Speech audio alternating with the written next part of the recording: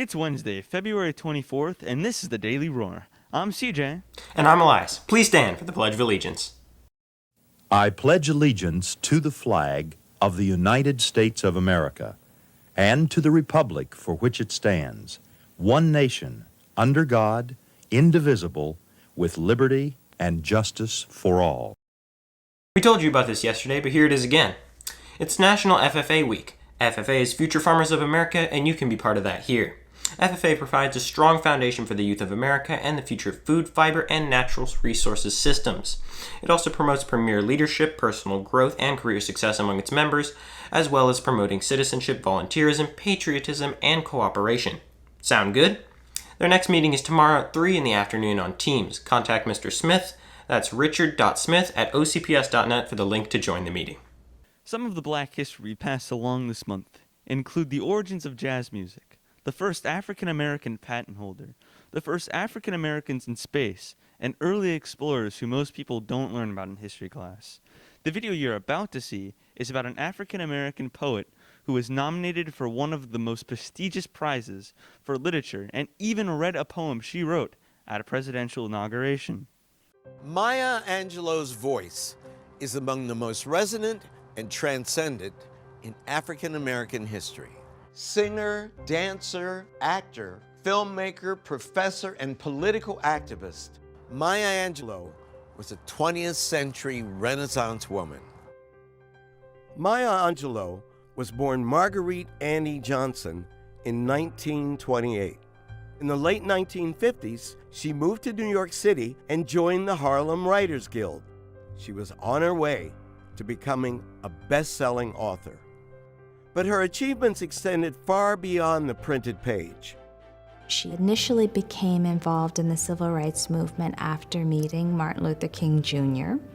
She also was involved in a global Black liberation movement. She met Malcolm X in Ghana and signed on to become part of his organization. When Maya Angelou returned from Ghana, Dr. Martin Luther King requested that she work with him as he started the Poor People's Campaign. She agreed to do so. However, on her 40th birthday, she learned of his assassination. She was profoundly affected by this and decided to turn her attention to writing. She wrote one of the earliest modern memoirs of a Black woman's life with I Know Why the Caged Bird Sings. In that memoir, she details her childhood experience of being sexually assaulted and her family killing the man who raped her, and her years of not speaking afterwards because of the trauma of that event. Her poems became not just iconic, but they became sort of cultural practices.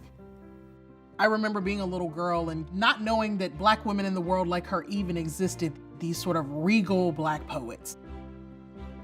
Many people wonder where my secret lies. I'm not cute or built to suit a fashion model size. When you see me walking, it ought to make you proud. I say it's in the reach of my arms, the span of my hips, the stride of my step, the curl of my lips. I'm a woman. Phenomenal woman. She made space for every kind of Black person to come into the room and sit together and to do so with fundamental dignity. That's all our grandmothers and great-grandmothers and great-great-grandmothers and all you women here and me, Maya Angelou. Thank you. We will continue to show you these videos provided by the African American Culture Club through the end of the month. One of the most important things to have with you during testing season is your student ID. Whoever is overseeing the test may be required to check it before you enter the room. Not having your ID slows down the test session for everyone. You are also not allowed to have your phone or smartwatch on you during testing, even if they are off. Having a phone, smartwatch, camera, or other non-approved device will get your test invalidated. Here's today's sports lineup. Boys weightlifting heads to Colonial. Baseball is here at home versus Cypress Creek, and boys lacrosse travels to Winter Park. Sounds like 3 wins to me. I'm CJ. And I'm Elias. You can probably guess who said this. There's a superhero in all of us. We just need the courage to put on the cape. If you thought Superman, you're right. With that, have a super day, Lions.